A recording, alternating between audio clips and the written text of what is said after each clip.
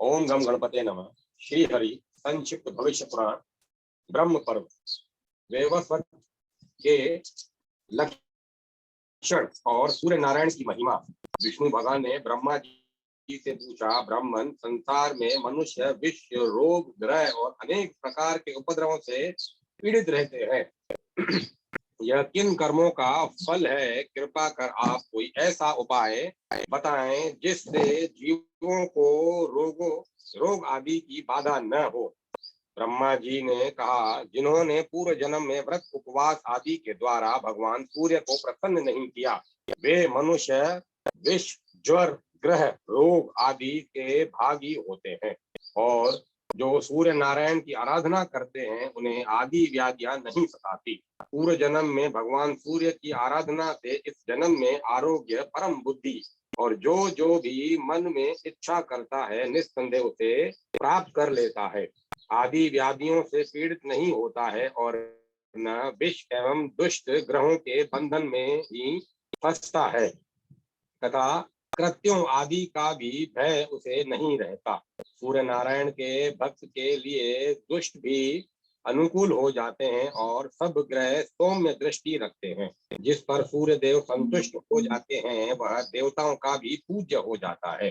परंतु भगवान सूर्य का अनुग्रह उसी पुरुष पर होता है जो सब जीवों को अपने समान ही समझता है और भक्ति पूर्वक उनकी आराधना करता है। प्रजाओं के स्वामी भगवान सूर्य के प्रसन्न हो जाने पर मनुष्य पूर्ण मनोरथ हो जाता है।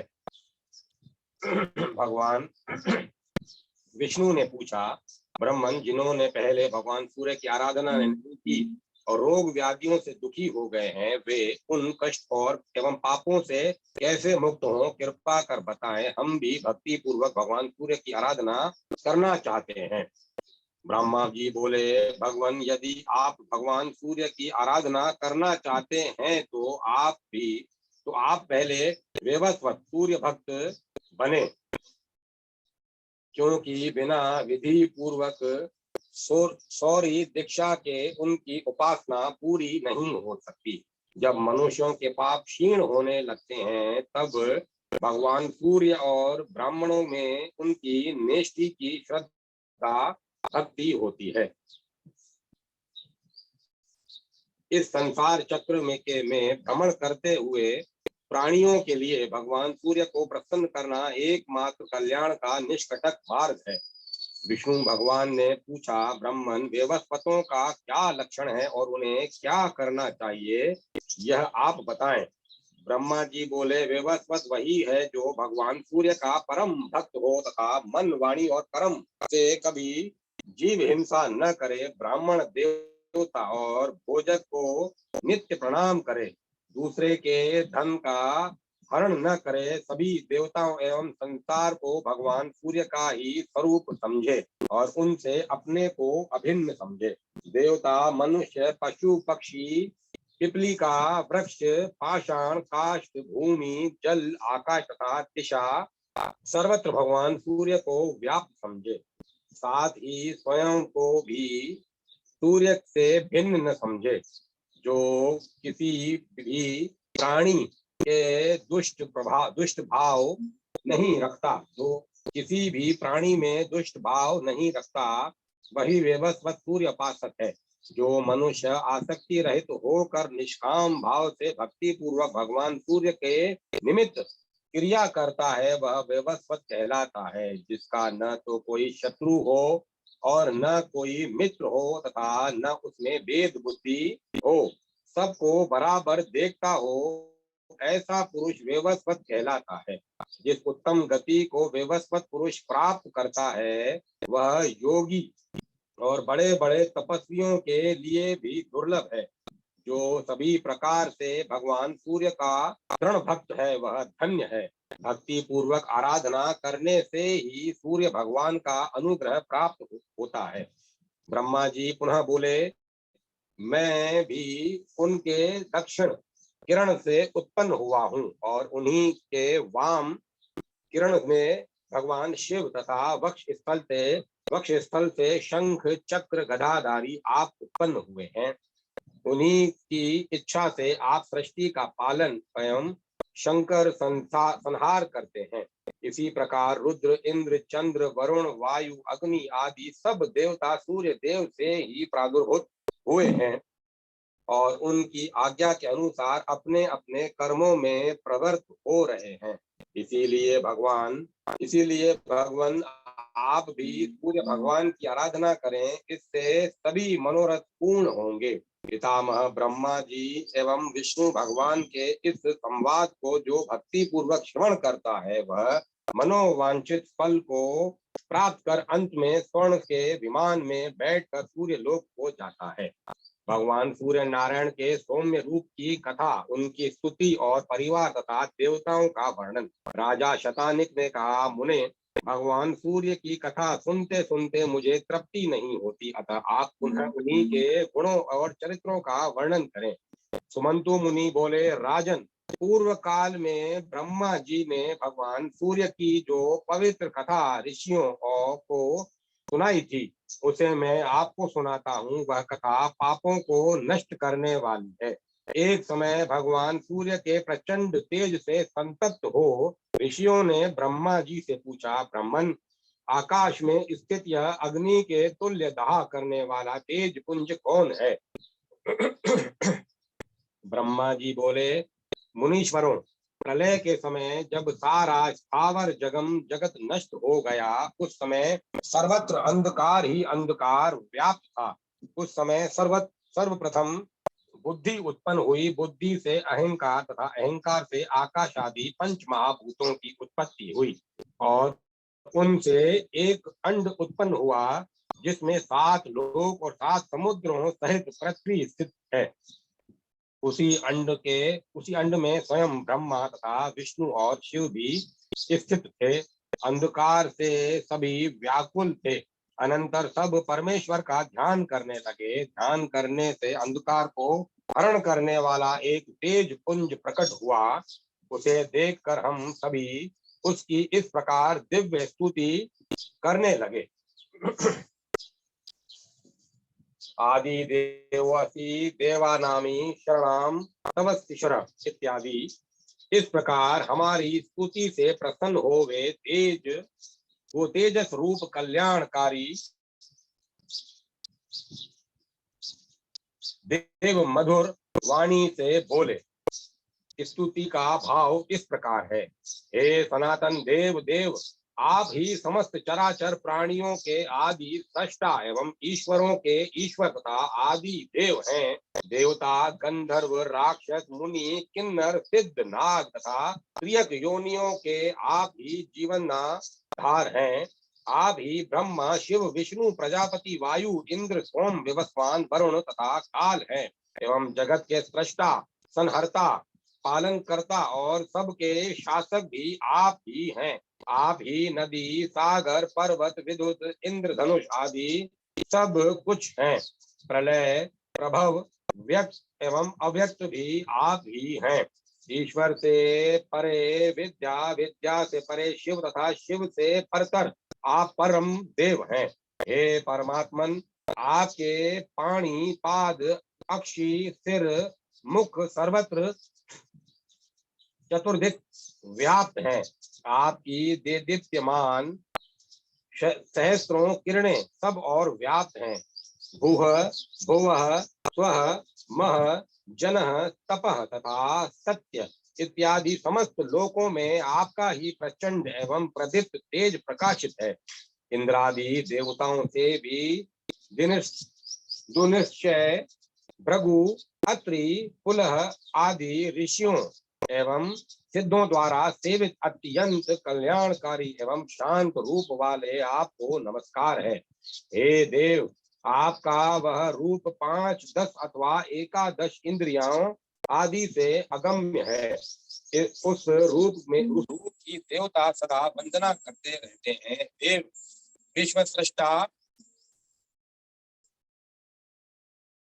देव विश्व सृष्टा, विश्व में स्थित तथा विश्वभूत आपके अचिंत्य रूप की इंद्रादि देवता अर्चना करते हैं। हे देव, आपका वह रूप 5, 10 अथवा एकादश इंद्रियों आदि से अगम्य है। उस रूप की देवता सदा वंदना करते रहते हैं। देव विश्व सृष्टा, देव विश्व में स्थित तथा विश्वभूत आपके अचिंत्य रूप की करते रहते हैं, आपके उस रूप को नमस्कार है। नाथ, आपका रूप यज्ञ, देवता, लोक, आकाश इन सब से परे है। आप दुर्ति क्रम नाम से विख्यात हैं, इससे भी परे आपका अनंत रूप है। इसीलिए आपका रूप परमात्मा नाम से प्रसिद्ध है। ऐसे रूप वाले आपको नमस्कार है। हे अनादि गुणितन ज्ञान निधे, आपका रूप अविज्ञ, अचिंत्य, अव्यय एवं अध्यात्मगत है। आपको नमस्कार है। ये कारणों के कारण पाप एवं रोग के विनाशक, बिंदुओं के भी बंध, पंचदशात्मक, सभी के लिए श्रेष्ठ वरदाता तथा सभी प्रकार के बल देने वाले आपको सदा बार बार नमस्कार है।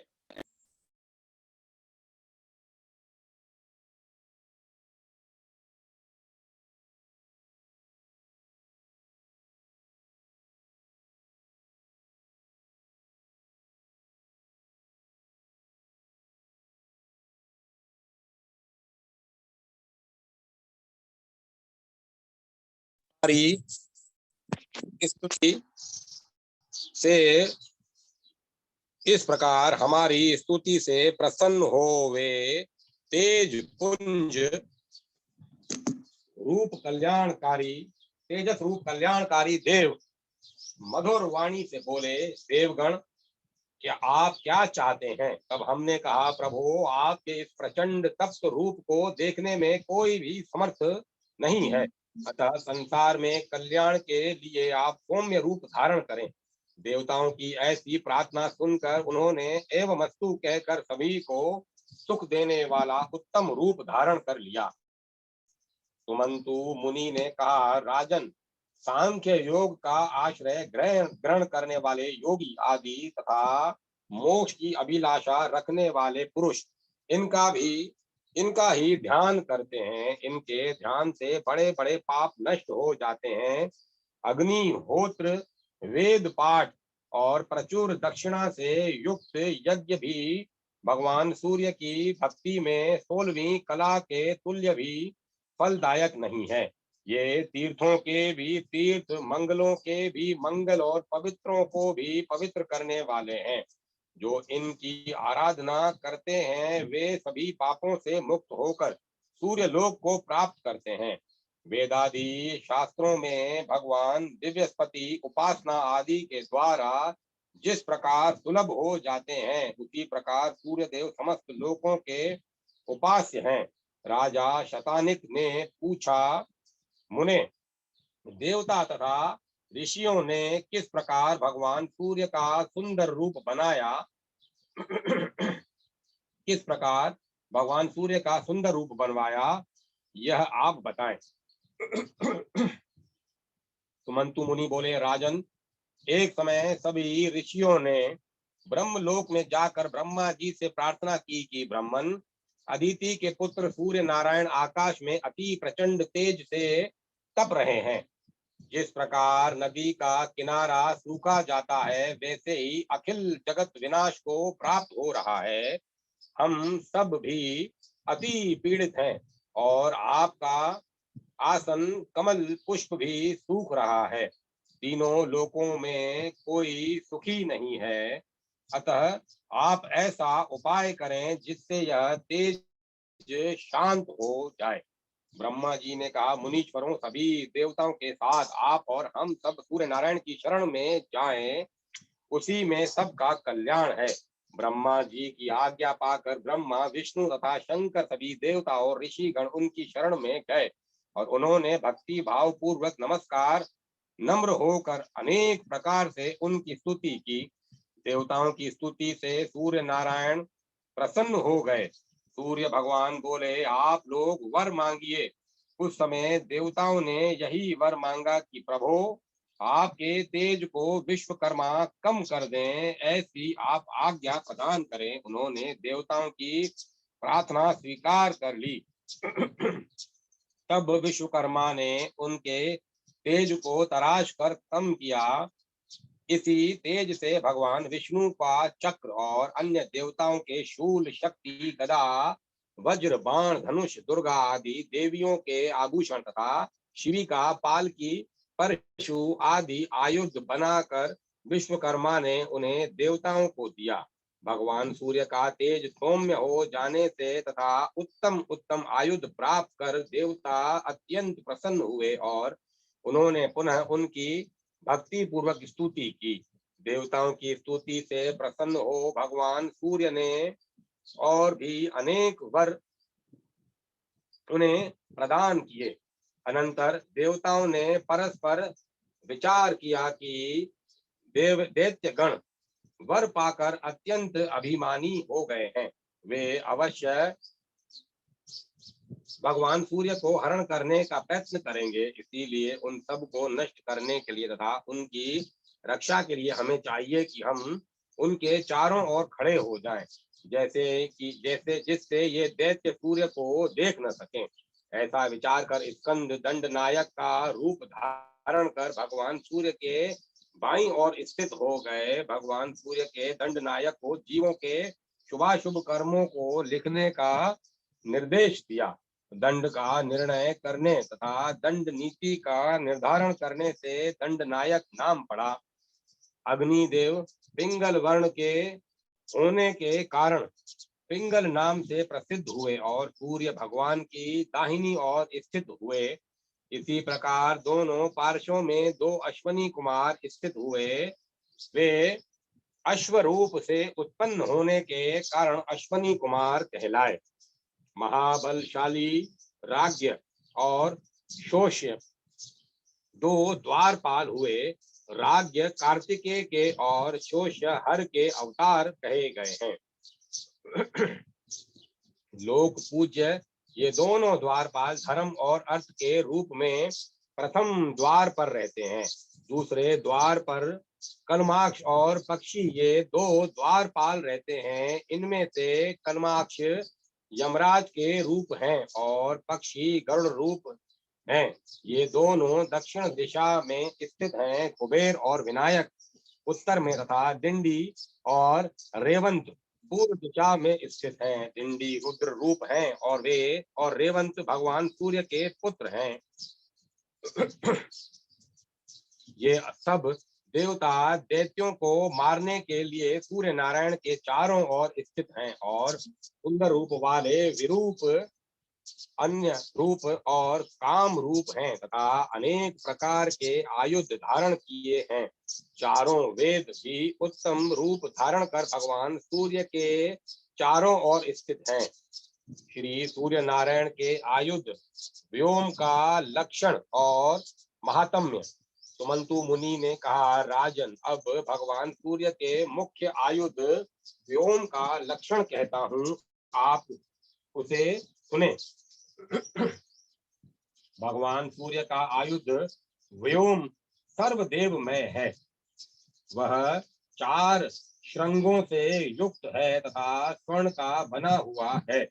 जिस प्रकार वरुण का पाश, ब्रह्मा का हुंकार, विष्णु का चक्र, त्र्यंबक का त्रिशूल तथा इंद्र का आयुध वज्र है, उसी प्रकार भगवान सूर्य का आयुध व्योम है। उस व्योम में 11 रुद्र, 12 आदित्य, 10 विश्व देव। अन्य सभी पुराणों में विश्व देवों की संख्या कहीं 10, कहीं 12, कहीं 13 बतलाई गई है। विशेष जानकारी के लिए कल्याण विशेषांग देवांग देखना चाहिए। 12 आदित्य, 10 विश्व देव, 8 वसुगण तथा 2 अश्वनी कुमार, ये सभी अपनी अपनी कलाओं के साथ स्थित हैं।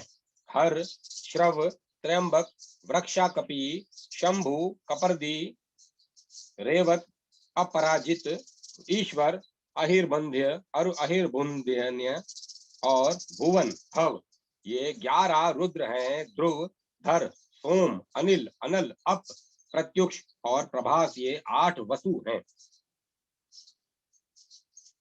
नासत्य और दस्त्र, ये 2 अश्वनी कुमार हैं।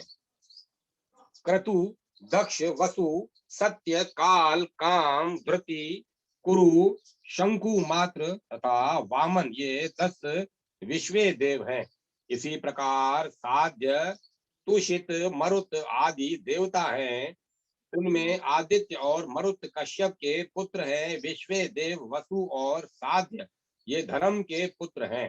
धर्म का तीसरा पुत्र वसु सोम है और ब्रह्मा जी का पुत्र धर्म है। स्वयंभू, स्वरोचिष, उत्तम, तामस, रेवत और चाक्षुष ये 6 मनु जो व्यतीत हो गए हैं। वर्तमान में सप्तम विवस्वत मनु है। अर्का अर्क सावरणी, ब्रह्म सावरणी, रुद्र सावरणी, धर्म सावरणी, दक्ष सावरणी, रोच्य और भोत्य ये सब मनु आगे होंगे। इन 14 मनवंतरों में इंद्रों के नाम इस प्रकार हैं। विष्णुभुक, विदुति, विभु, प्रभु, शिखी तथा मनोजव ये 6 इंद्र व्यतीत हो गए हैं। ओजस्वी नामक इंद्र वर्तमान में हैं। बलि, अद्भुत, त्रिदेव, सुसात्विक, कीर्ति, शतधामा तथा द्विस्पति ये 7 इंद्र आगे होंगे। कश्यप, अत्रि, वशिष्ठ, भरद्वाज, गौतम, विश्वामित्र और जमदग्नि ये सप्त ऋषि हैं। प्रवह, आवह, उदह, सन्वह, विवह, निवह और परिवह ये 7 मरुत हैं। प्रत्येक में 7 मरुत गणों का समूह है। ये 49 मरुत आकाश में पृथक पृथक मार्ग से चलते हैं। सूर्याग्नि का नाम शुचि, वेदुत, अग्नि का नाम पावक और अरणि मंथन से उत्पन्न अग्नि का नाम पवमान है। ये तीनों अग्नियां हैं। अग्नियों के पुत्र पौत्र 49 हैं और मरुत भी 49 ही हैं। संवत्सर, परिवत्सर, इद्वत्सर, इड़ात्वत्सर, अनवत्सर और वत्सर ये 5 संवत्सर हैं। ये ब्रह्मा जी के पुत्र हैं। सौम्य, बहिषद और अग्निश्वात ये 3 पित्र हैं। सूर्य, सोम, भौम, बुध, गुरु, शुक्र, शनि, राहु और केतु ये नवग्रह हैं। ये सदा जगत का भाव अभाव सूचित करते हैं। इनमें सूर्य और चंद्र मंडल ग्रह हैं। भौमादि 5 तारा ग्रह और राहु केतु छाया ग्रह कहलाते हैं।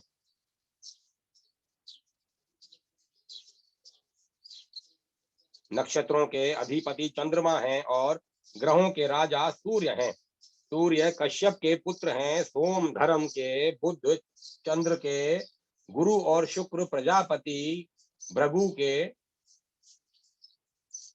शनि सूर्य के, राहु सिंहिका के और केतु ब्रह्मा जी के पुत्र हैं।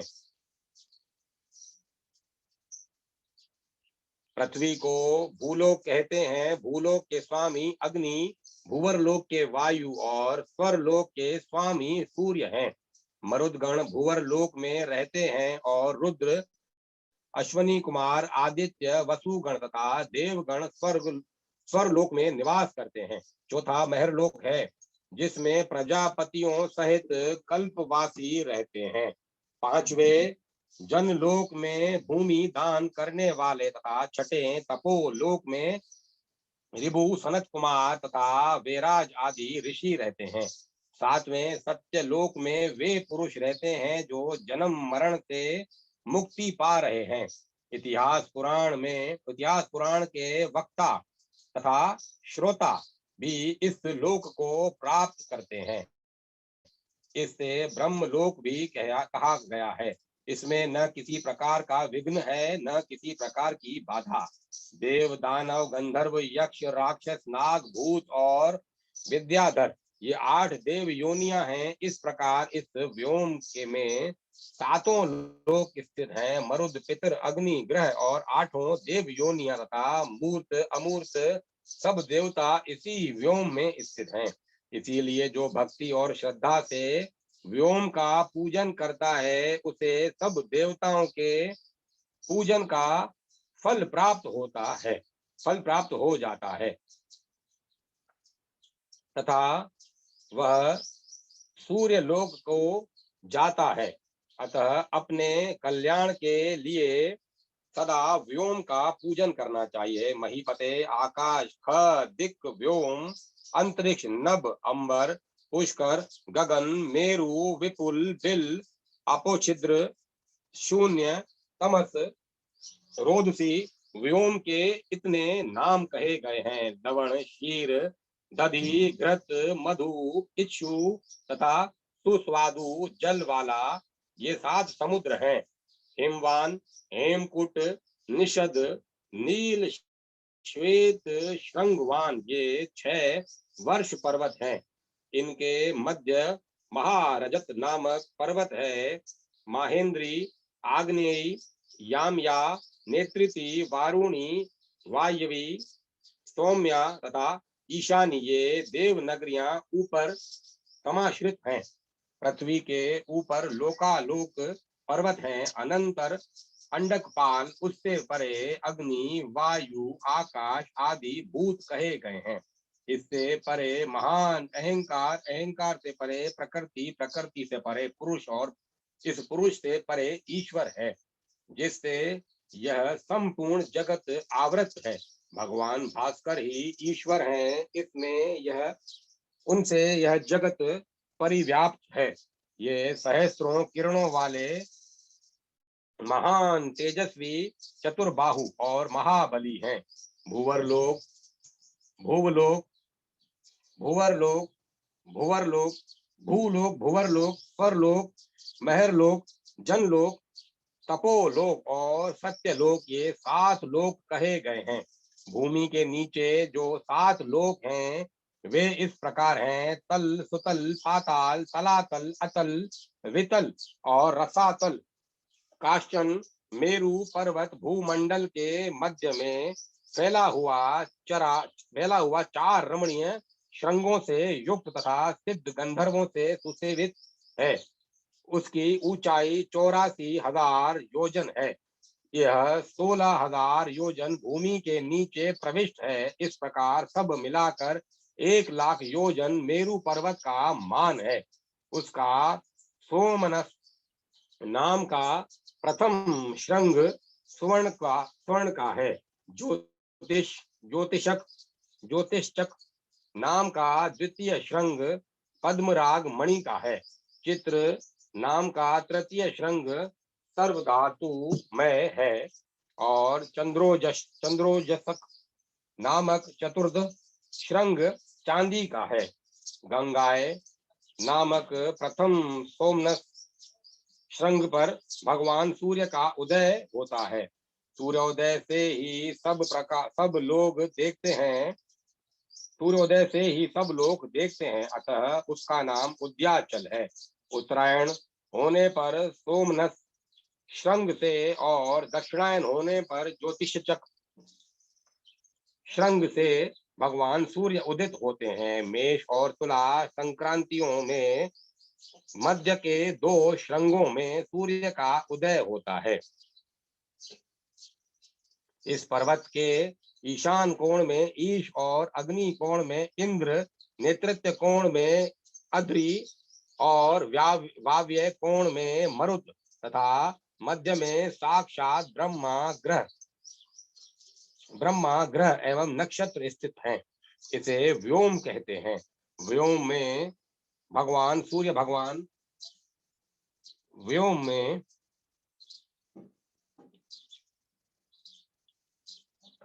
इसे व्योम कहते हैं। व्योम में सूर्य भगवान स्वयं निवास करते हैं। अतः यह व्योम सर्वदेवमय और सर्वलोकमय है। राजन पूर्व कोण में स्थित श्रृंग पर शुक्र है, दूसरे श्रृंग पर हेलिज शनि, तीसरे पर कुबेर, चौथे श्रृंग पर सोम है। मध्य में ब्रह्मा विष्णु और शिव स्थित हैं। पूर्वोत्तर श्रृंग पर पितृगण और लोक पूजित गौपति महादेव निवास करते हैं। पूर्वाग्नेय श्रृंग पर शांडिल्य निवास करते हैं। अनंतर महातेजस्वी हेली पुत्र यम निवास करते हैं।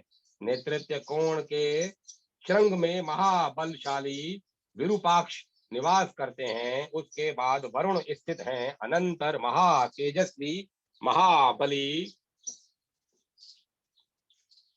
वीर मित्र निवास करते हैं। सभी देवों के नमस्कार्य वाव्य श्रृंग का आश्रयण कर नरवाहन कुबेर निवास करते हैं। मध्य में ब्रह्मा, नीचे अनंतर उपेंद्र और शंकर अवस्थित हैं। इसी को मेरु, व्योम और धर्म भी कहा जाता है। यह व्योम स्वरूप मेरु वेद में नाम से प्रसिद्ध है। चारों श्रृंग चारों वेद स्वरूप हैं। सांब द्वारा भगवान सूर्य की आराधना, कुष्ठ रोग से मुक्ति तथा सूर्यस्व राज का कथन। राजा शतानिक ने पूछा, मुने, सांब ने किस प्रकार भगवान सूर्य की आराधना की और उस भयंकर रोग से कैसे मुक्ति पाई, उसे आप कृपा कर बताएं।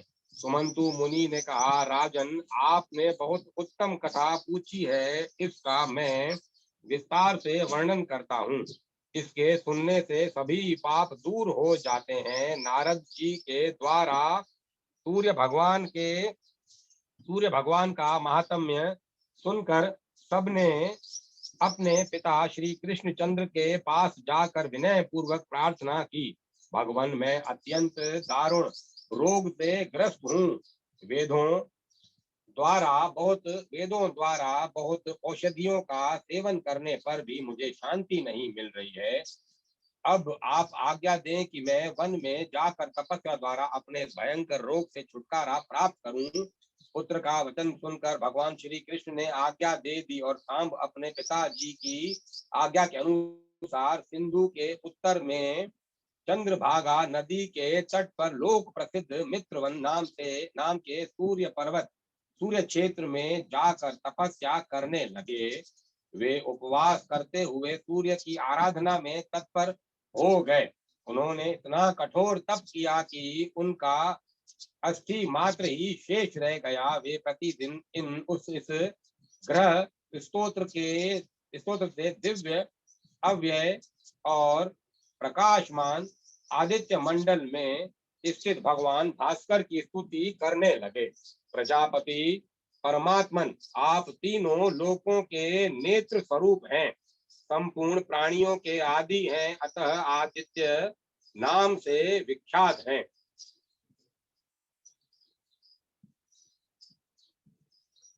आप इस मंडल में महान पुरुष रूप से में देदीप्यमान हो रहे हैं। आप ही अचिंत्य स्वरूप विष्णु और पितामह ब्रह्मा हैं।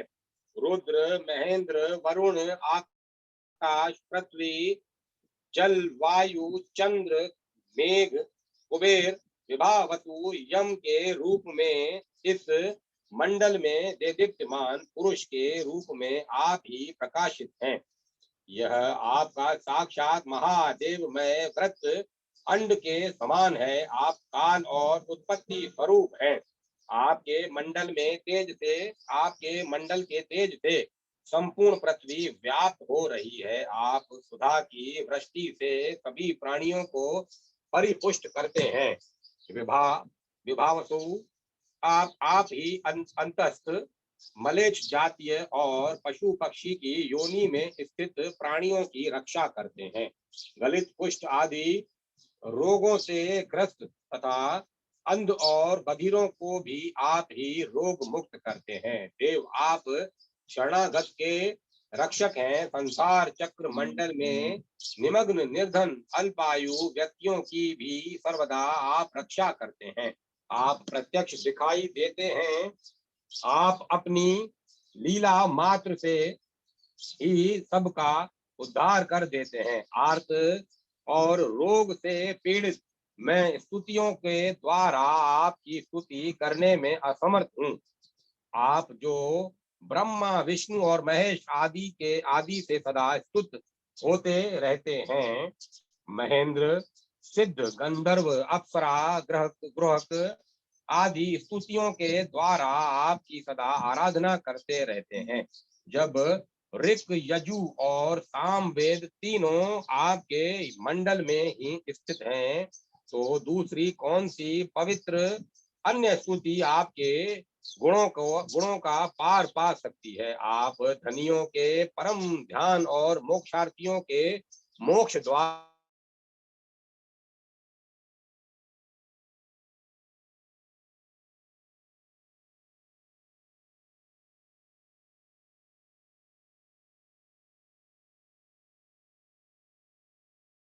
में अशुभ है, अव्यक्त और तो कुछ भी इसके द्वारा आप मेरी भक्ति तथा दुख में परिस्थिति कुष्ठ रोग की बात को जान लें और मेरी विपत्तियों को दूर करें। सूर्य भगवान ने कहा, जामवती पुत्र, मैं तुम्हारी स्तुति से प्रसन्न हूँ। बस मुझसे जो तुम चाहते हो वह कहो। सांब ने कहा, भगवान आपके चरणों में मेरी दृढ़ भक्ति हो, यही वर चाहता हूँ। सूर्य भगवान ने कहा, ऐसा ही होगा। मैं तुमसे बहुत संतुष्ट हूँ। सुव्रत द्वितीय वर मांगो। सांब ने कहा, भगवान मेरे शरीर में रहने वाला यह मल कुष्ठ आपकी कृपा से दूर हो जाए। गोपते, मेरा शरीर सर्वथा शुद्ध निर्मल हो जाए। भगवान सूर्य ने कहा, ऐसा ही होगा। भगवान सूर्य के ऐसा कहते ही सांब के शरीर से कुष्ठ रोग वैसे ही दूर हो गया जैसे सर्प के शरीर से केंचुल। यह दिव्य रूप संपन्न हो गया। सांब भगवान सूर्य को प्रणाम कर उनके सम्मुख खड़े हो गए। सूर्य भगवान ने कहा, सांब, प्रसन्न होकर मैं और भी वर देता हूँ। आज से मेरा यह स्थान तुम्हारे नाम से प्रसिद्ध होगा। लोक में तुम्हारी अक्षय कीर्ति होगी। जो व्यक्ति तुम्हारे नाम से मेरा स्थान बनाएगा उसे सनातन लोक प्राप्त होगा। इस चंद्रभागा नदी के तट पर मेरी स्थापना करो। मैं तुझे स्वप्न में दर्शन देता रहूंगा। इतना कहकर सूर्य भगवान प्रत्यक्ष दर्शन देकर अंतर्ध्यान हो गए। इस सांबकृत स्तोत्र को जो व्यक्ति भक्ति पूर्वक तीनों काल में पढ़ता है अथवा 7 दिनों में 121 बार और हवन 121 बार पाठ और हवन करता है तो राज्य की कामना करने वाला राज्य, धन की कामना करने वाला धन प्राप्त कर लेता है और रोग से पीड़ित व्यक्ति वैसे ही रोग मुक्त हो जाता है जैसे सांब कुष्ठ रोग से मुक्त हो गए। सुमंतु मुनि बोले, राजन, तपस्या के समय रोग से दुर्लभ सांब ने सूर्य की स्तुति उनके सहस्त्र नाम से की थी। उसे दुखी देखकर स्वप्न में भगवान सूर्य ने सांब को कहा, सांब, सहस्त्र नाम से मेरी स्तुति करने की आवश्यकता नहीं है। मैं अपने अतिशय गोपनीय, पवित्र और 21 शुभ नामों को बताता हूँ। प्रयत्न पूर्वक उन्हें ग्रहण करो।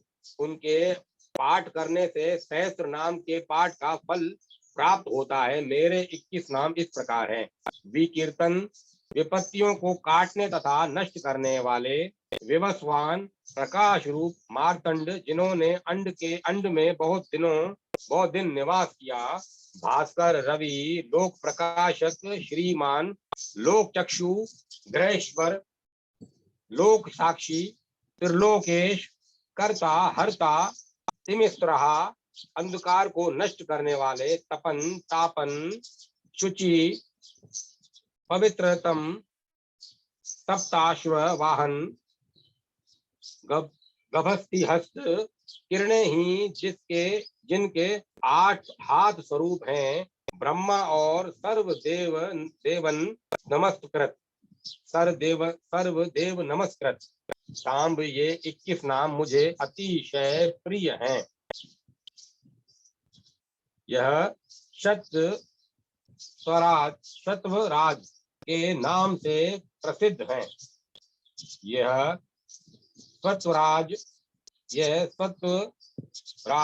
शरीर को निरोग बनाने वाला, धन की वृद्धि करने वाला और यशस्वर है और एवं तीनों लोकों में विख्यात है। महाबाहो, इन नामों से उदय और अस्त दोनों संध्याओं के समय प्रणत होकर जो मेरी स्तुति करता है वह सभी पापों से मुक्त हो जाता है। मानसिक, वाचिक और शारीरिक जो भी दुष्कृत हैं वे सभी एक बार मेरे सम्मुख इसका जप करने से विनष्ट हो जाते हैं। यह मेरे लिए जपने योग्य और हवन एवं संध्या उपासन है। बलि मंत्र, अर्घ्य मंत्र, धूप मंत्र इत्यादि भी यही है। अन्न प्रदान, स्नान, नमस्कार, प्रदक्षिणा में यह महामंत्र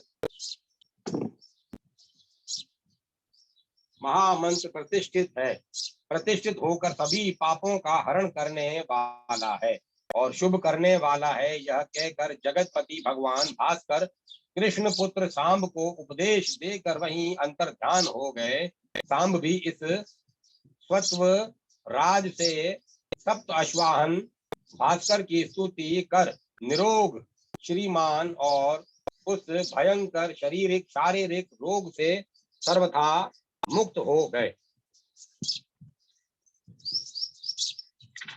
सांब को सूर्य प्रतिमा की प्राप्ति।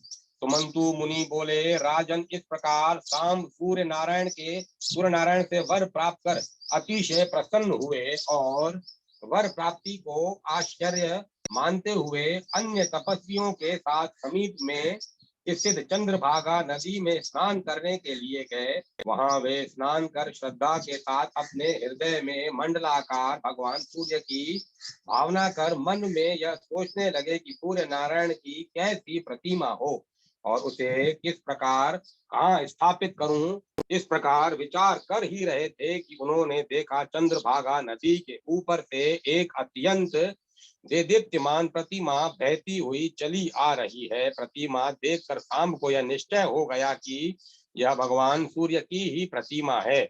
जैसी उन्होंने आज्ञा दी थी वही यह सूर्य प्रतिमा है। इसमें किसी प्रकार का संदेह नहीं।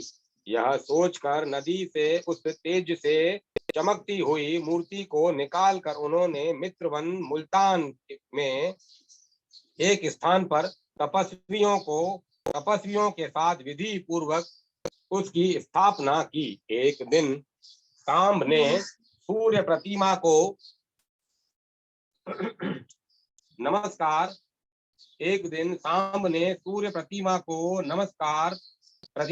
प्रणाम कर कहा, पूछा, नाथ, आपकी यह प्रतिमा किसने बनाई? इसकी आकृति बड़ी सुंदर है, आप कृपा कर बताएं। प्रतिमा बोली, सांब, पूर्व काल में मेरा रूप प्रचंड तेजोमय था। उससे व्याकुल होकर सभी देवताओं से प्रार्थना की कि आप अपना रूप सभी प्राणियों के सहन करने के योग्य बनाएं, नहीं तो सभी लोग जल जाएंगे। मैंने महातपस्वी विश्वकर्मा को आदेश दिया कि मेरे तेज को कम कर मेरा निर्माण करो। मेरा आदेश प्राप्त कर उन्होंने शाक द्वीप में चक्र को घुमाकर मेरे तेज को खराद दिया। उसी विश्वकर्मा ने कल्प वृक्ष के काष्ठ से यह मेरी सुलक्षणा प्रतिमा बनाई है। तुम्हारा उद्धार करने के लिए मेरी आज्ञा के अनुसार विश्वकर्मा ने ही सिद्ध सेवित हिमालय पर इसे निर्मित कर चंद्रभागा नदी में प्रवाहित कर दिया है। सांब, यह स्थान बड़ा शुभ है, सुंदर है। यहाँ सदा मेरा सानिध्य रहेगा। प्रातः मनुष्य गण इस चंद्रभागा के तट पर मेरा सानिध्य प्राप्त करेंगे। मध्याह्न में कालप्रिय में कालपी में और अनंतर यहाँ प्रतिदिन मेरा दर्शन प्राप्त करेंगे। पूर्वाह्न में ब्रह्मा, मध्याह्न में विष्णु और अपराह्न में शंकर सदा पूजा करेंगे। महाबाहो, इस प्रकार भगवान सूर्य के ऐसा कहने पर सांब अत्यंत प्रसन्न हुए और भगवान सूर्य भी अंतर्ध्यान हो गए। मंदिर निर्माण योग्य भूमि एवं मंदिर में प्रतिमाओं के स्थान का निरूपण। राजा शतानिक ने पूछा, मुने, सांब ने भगवान सूर्य की प्रतिमा की प्रतिष्ठा किस प्रकार की? किसके कथनानुसार उन्होंने भगवान आदित्य के प्रसाद का निर्माण कराया? सुमंतु मुनि बोले, चंद्रभागा नदी से प्रतिमा प्राप्त करने के बाद सांब ने देव ऋषि नारद का स्मरण किया। स्मरण करते ही वे वहां उपस्थित हो गए। सांब ने विधिवत उनका पूजन सत्कार आदि करके उनसे पूछा, महाराज, भगवान के मंदिर को जो बनवाता है तथा प्रतिमा की जो प्रतिष्ठा करता है, उन दोनों का क्या फल है? नारद जी ने कहा, नर शार्दुल, जो रमणीय स्थान में सूर्य मंदिर का निर्माण कराता है वह व्यक्ति सूर्य लोक में जाता है, इसमें संदेह नहीं है। सांब ने पूछा, सूर्य मंदिर का निर्माण किस प्रकार और किस स्थान पर कराना चाहिए, आप इससे बताएं। नारद बोले, जहाँ जल राशि निरंतर विद्यमान रहे वहां मंदिर बनवाना चाहिए, अर्थात सर्वप्रथम एक विशाल जलाशय का निर्माण कराना चाहिए। यश और धर्म की अभिवृद्धि के लिए वही देव मंदिर का निर्माण कराना चाहिए। उसके समीप उद्यान एवं पुष्प वाटिका भी लगवाने चाहिए। ब्राह्मण आदि वर्णों के लिए जैसी भूमि वास्तु शास्त्र की दृष्टि से प्रासाद निर्माण के लिए वर्णित है, वैसी ही भूमि देव प्रसाद के लिए भी प्रशस्त मानी गई है। सूर्य नारायण का मंदिर पूर्वाभिमुख बनवाना चाहिए। पूर्व की ओर द्वार रखने का स्थान न हो तो पश्चिमाभिमुख बनवाएं, परंतु मुख्य पूर्वाभिमुख ही है। स्थान की इस प्रकार से कल्पना करें कि मुख्य मंदिर से दक्षिण की ओर भगवान सूर्य का स्नान गृह और उत्तर की ओर यज्ञशाला रहे। भगवान शिव और मातृका का मंदिर उत्तराभिमुख, ब्रह्मा का पश्चिम और विष्णु का उत्तर मुख बनवाना चाहिए।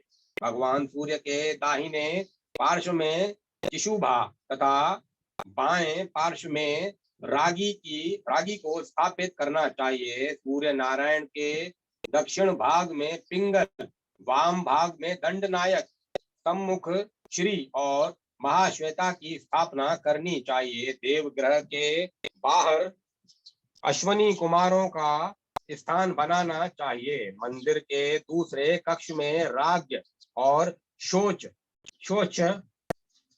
तीसरे कक्ष में कलमाक्ष और पक्षी, दक्षिण में दंड और माठर, उत्तर में लोक पूजित कुबेर को स्थापित करना चाहिए। कुबेर से उत्तर रेवंत और विनायक की स्थापना करनी चाहिए। यहाँ जिस दिशा में उत्तम स्थान हो वहीं पर उसकी स्थापना करें। दाहिनी एवं बाईं ओर अर्घ्य प्रदान करने के लिए 2 मंडल बनवाएं। उदय के समय दक्षिण मंडल में और अस्त के समय वाम मंडल में भगवान को अर्घ्य दें। चक्राकार पीठ के ऊपर स्नान गृह में 4 कलशों से भगवान सूर्य की प्रतिमा को सविधि स्नान कराएं। स्नान के समय शंख आदि मंडल वाद बजाने चाहिए। तीसरे मंडल में सूर्य नारायण की पूजा करें। सूर्य नारायण में के सामने डिंडी की स्थानक खड़ी हुई प्रतिमा स्थापित करनी चाहिए। सूर्य नारायण के सम्मुख समीप में ही सर्वदेवमय व्योम की रचना करनी चाहिए। मध्याह्न के समय वहां सूर्य को अर्घ्य देना चाहिए अथवा मध्याह्न में अर्घ्य देने के लिए चंद्र नामक तृतीय मंडल बनावें। प्रथम स्नान कराकर बाद में अर्घ्य दें। भगवान सूर्य के समीप ही उचित स्थान पर पुराण का पाठ करने के लिए स्थान बनाना चाहिए। यह देवताओं के स्थापन का विधान है। ग्रहराज और सर्वतोभद्र ये 2 प्रासाद सूर्य नारायण को अतिशय प्रिय हैं। अब मैं कथा को विराम देता हूँ।